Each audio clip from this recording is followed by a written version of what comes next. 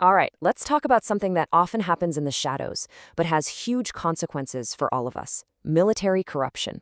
We're going to dive right in and see what's actually being done to bring this stuff into the light. So, when you hear military corruption, you probably think about stolen money, right? Well, the real cost, it's so much higher. What is really at stake when these deals go sideways?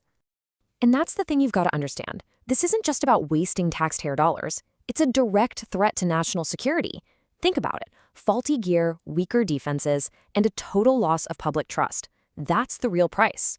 So, in this explainer, we're going to break down the modern toolbox of solutions that's being used to fight back. Okay, first up, reforming the purchase process. We're going to get right to the heart of the problem, fixing it at the source. Okay, so one of the biggest game changers is simply taking the whole process digital. It's called e-procurement. And look, this isn't just about making things faster. It's about creating a digital paper trail that's, really hard to hide and super easy for everyone to follow. It's kind of like digitizing all the receipts and making them public forever. And here's how it works, broken down into 3 main steps. First, all the bidding happens online, on a public platform. Then, the system automatically vets the bidders to make sure they're legit. And the whole time, people can actually monitor the process in real time. A great example of this is in Indonesia. They combined this exact process with civil society oversight, and it's been a massive help in just shutting down the opportunities for corruption right from the start. But hey, it's not just about the tech. It has to be a multi-pronged attack, right? So you've got things like green procurement, using sustainability rules to force better governance. You've got combined assurance, which is what they're doing in South Africa, basically getting all the different oversight groups to work together. And of course, you've got the media, using good old-fashioned journalism to uncover bad deals. All right, so let's build on that. Reforming the process is one thing, but you also need eyes on it, right? People and systems watching over everything. This is what we call the accountability layer, turning on the lights. And this chart, wow, it really lays out the massive shift that's happening. We're going from the then, paper records, secret deals, forged documents, to the now.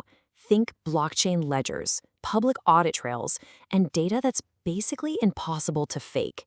With something like blockchain, once a transaction is in the system, it's there for good. You can't change it, you can't delete it. It's a total game changer. And this isn't just theoretical stuff. Take Ukraine, for example. For them, making sure their defense budget is transparent and can be audited, well, that's not just good governance. It's directly tied to their military's effectiveness and, crucially, to keeping the trust of their allies. So, who are these watchdogs keeping an eye on things? Well, this table breaks them down really nicely. You've got your parliamentary folks, the politicians holding the government accountable. Then you've got the military's own internal police, right? Keeping their own house in order. And then there's civil society. We're talking media, NGOs, the ones making sure everything is out in the open. Every single one of these layers is absolutely critical. Okay, so now let's zoom out to the legal frameworks. I mean, having a good process in watchdogs is great, but it all has to be backed up by the law, right? The rule book and the referees. And this is where it gets really tricky, especially during a conflict. How do you balance transparency with security? You have to keep secrets, but you can't let that secrecy become a cover for corruption. This quote here really nails the challenge. You need smart, carefully written laws that can thread that needle perfectly. And we're seeing countries all over the world trying different legal tactics. You've got Nigeria bolstering civilian oversight. In Russia, they're using specialized training with actual case studies. Indonesia is working on harmonizing their military and civilian legal systems. It really shows you this is a global fight, with everyone trying to find what works. Which brings us to our next point. This is not a problem any one country can solve on its own. The arms trade is global. The corruption networks are global. So the solution has to be global too. Just look at this number. Over 28 NATO countries. When allies like these work together, they can set up shared standards. If everyone in an alliance like NATO is buying equipment the same way, with the same rules, it suddenly gets a whole lot harder for corruption to sneak in, especially on those big, complicated international deals. And that's why these big international frameworks are so important. They act like a lever, right? They set a global standard for things like arms transfers and trade regulations, and that puts pressure on individual countries to step up their game and get their own house in order. All right, now for the final layer of defense, and honestly, this might be the most powerful one of all: public scrutiny. We're talking about an engaged public and a free press. That's the final line of defense. And this quote from Bondarenko just says it all, doesn't it? Anti-corruption journalism isn't just about reporting on a problem. It's an active part of the solution. It literally drags these hidden deals out into the open and forces people in power to actually do something about it. And look, this isn't just talk. This chart shows the real, tangible outcomes. 40% of the time, contracts get canceled. 35% you see legal proceedings. 25% you get actual policy reforms.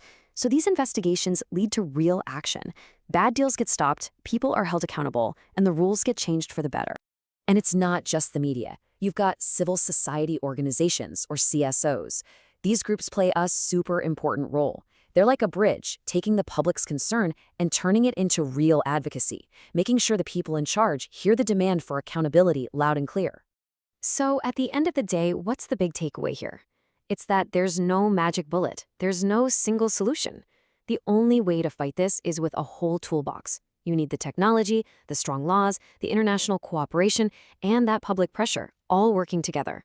It's an entire ecosystem of accountability.